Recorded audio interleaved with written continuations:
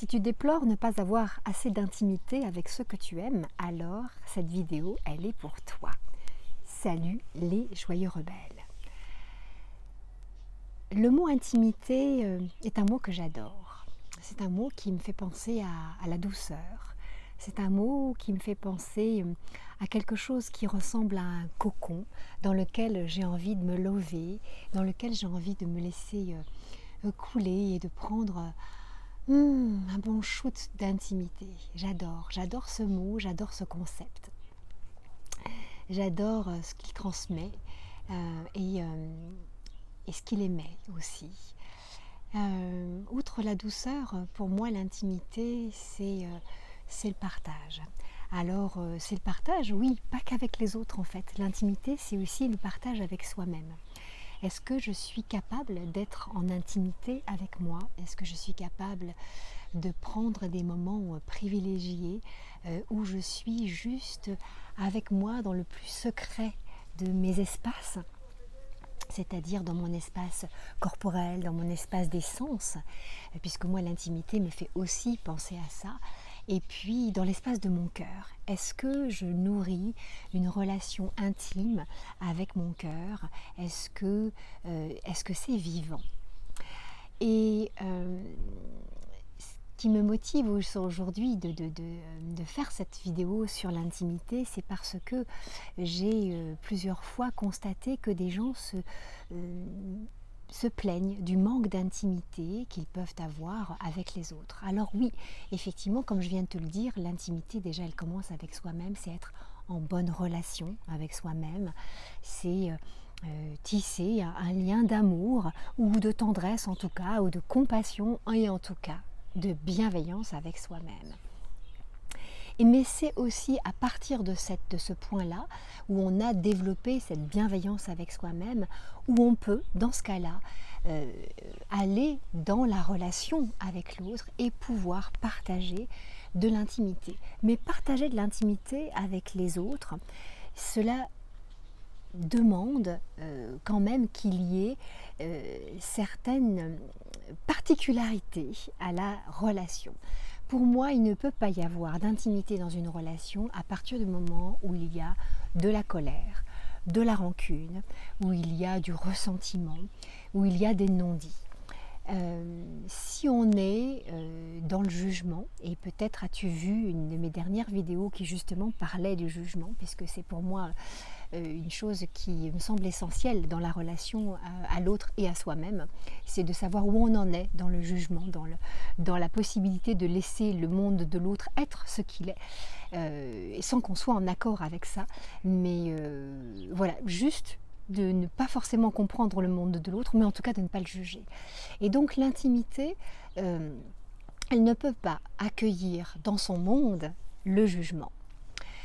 Et l'intimité, elle se produit ou pas dans certaines relations. Alors on peut avoir, bien entendu, donc outre le fait de parler de l'intimité qu'on a avec soi-même, bien entendu, on trouve cette notion d'intimité dans le couple.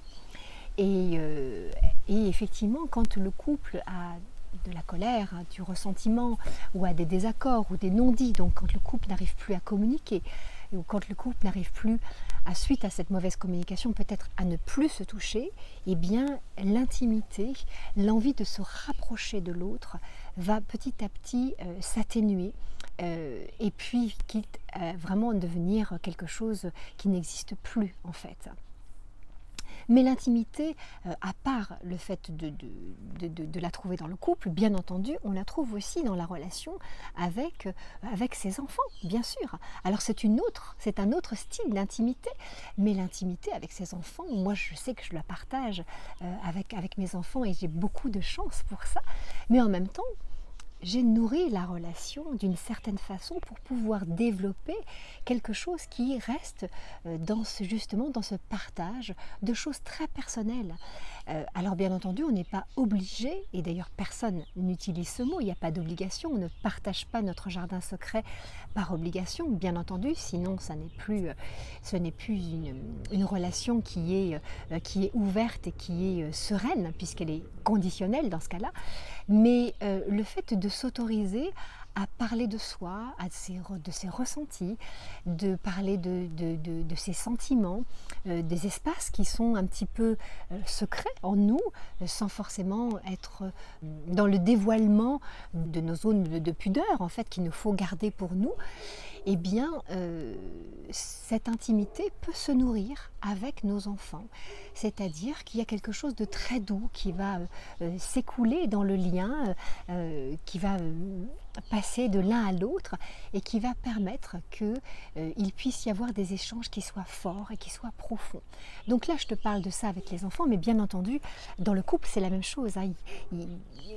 Comme je te le disais auparavant, il faut qu'il y ait quelque chose de doux, il faut qu'il y ait effectivement dans le lien quelque chose qui soit ouvert et qui ne soit pas avec du jugement. Il ne peut pas y avoir d'intimité si je commence à juger les propos de l'autre, de celui qui me parle de lui, parce qu'en plus, quand l'autre me parle de lui ou d'elle, eh bien, ça demande du courage, parce que ça veut dire qu'on va dans une zone de vulnérabilité.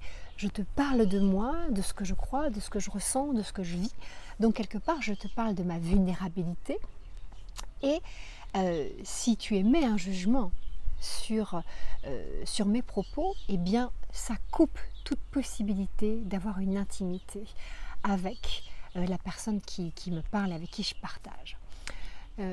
Donc l'intimité, pour moi, c'est vraiment dans un cadre très personnel, de soi à soi, dans son couple, avec son homme ou avec sa femme, avec ses enfants, avec ses amis, bien entendu, on peut avoir aussi cette intimité. Et là, je ne parle par exemple que de l'intimité, je veux dire, de partage, de paroles, mais aussi, ça peut être aussi l'intimité avec des partages au niveau du toucher, et qui ça, bien entendu, ne peut se vivre que si le lien est sécure. Voilà, l'intimité ne peut venir que s'il y a de la sécurité, s'il y a du jugement, s'il y a de la colère, si cette vulnérabilité qu'on a exposée va nous revenir comme si l'autre en fait se servait de ça contre nous, alors il ne peut pas y avoir d'intimité, il ne peut pas y avoir d'échange, il ne peut pas y avoir d'amour qui circule. Parce que pour moi, l'intimité, c'est aussi une façon de dire à l'autre « je t'aime ». Et le « je t'aime » ne peut venir que si il y a de la sécurité. Voilà.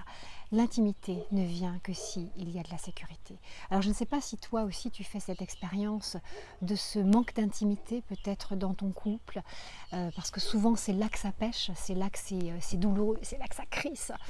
Ouais, effectivement, dans le couple on peut souffrir de ce manque d'intimité, de ce manque de partage, de ce manque de fluidité avec l'autre. Or que justement on s'est mis en couple pour ça, hein, la plupart du temps. Au moins qu'on soit mis en couple pour d'autres choses, je ne sais pas, c'est possible bien entendu, mais je n'y pense pas là pour le moment où je te parle. Donc ce partage d'intimité, de saveur, du goût d'être avec l'autre, dans le couple ça peut effectivement manquer, et là quand ça manque c'est très douloureux, c'est très douloureux. D'ailleurs c'est aussi pour ça que j'ai construit ce stage de couple que j'ai appelé Poémo, parce que justement on peut retisser cette intimité à partir du moment où on nettoie le lien, on nettoie la relation, où on se réapprivoise aussi bien par le toucher, puisque l'intimité c'est aussi l'aspect du toucher, mais que d'être aussi touché par les mots, donc c'est aussi la façon de communiquer. Donc ce stage, mais un stage très précieux que j'ai mis longtemps à construire, et que j'ai construit pour les couples, parce que j'adore les couples, parce que j'adore les couples, et puis parce que j'aime les hommes et j'aime les femmes, et que j'ai envie, voilà, j'ai envie que les gens autour de moi soient bien, soient heureux. Et donc cette intimité, oui, elle touche beaucoup les couples. Mais pas que, voilà, elle touche aussi la relation amicale, la relation avec nos enfants, et même parfois la relation avec nos animaux. Donc c'est vraiment, tout ne passe pas par le fait de parler, mais ça passe aussi par le sentiment. Voilà. Voilà ce que je voulais partager avec toi, et ce que j'aurai plaisir à lire tes commentaires, Joyeux Rebelle, que tu échanges avec moi, que tu me dises comment toi tu vis cette intimité, comment tu vis peut-être ce manque d'intimité, qu'est-ce que ça impacte pour toi. de vivre sans cette intimité et qu'est-ce que ça ampute en fait dans ta vie, parce que créer de l'intimité avec soi-même et avec les autres, c'est une grande richesse. Et voilà, et je te souhaite toute cette richesse, joyeux rebelle. Et puis je te souhaite d'abord et avant tout de nourrir cette intimité, cette bienveillance avec toi, cette façon de t'écouter, d'écouter ce qui résonne en toi, ce qui est juste, de poser tes limites, de savourer le temps avec toi-même, de te donner donc du temps seul avec toi, parce que l'intimité, c'est vraiment, il y a aussi une part d'exclusivité. C'est que on peut être intime avec plein de gens, quoique, je ne sais pas, mais en tout cas, quand l'intimité se vit, c'est généralement dans un moment très où on est peut-être que deux, je ne sais pas, à voir, à expérimenter. Je fais des grosses bises, je te souhaite le meilleur, mets un petit pouce, ou deux, ou trois, comme tu veux, en dessous de cette vidéo, partage-la, et puis j'aurai plaisir voilà, à continuer ces vidéos pour toi, pour partager ce que je crois, ce qui me tient à cœur, et puis voilà, te faire entrer dans mon monde, un monde de bienveillance, d'accueil, de qui on est, de tout ce qu'on est de riche, et qu'on n'a pas conscience qu'on est de toute cette richesse, et que notre richesse, elle vient de plein d'espaces différents dans notre monde, et que notre monde, c'est aussi bien le physique, mais c'est aussi l'espace émotionnel, bien sûr, c'est aussi l'espace mental, et c'est aussi l'espace spirituel. Et ça fait de nous des êtres complets. Et donc il faut pouvoir faire vivre tous ces espaces en même temps. Et c'est pas toujours facile. Donc par ces vidéos, je t'invite, j'essaye de te donner des pistes, mes pistes. Voilà, teste-les et dis-moi ce que tu en penses. Je t'embrasse et à bientôt. Bye bye.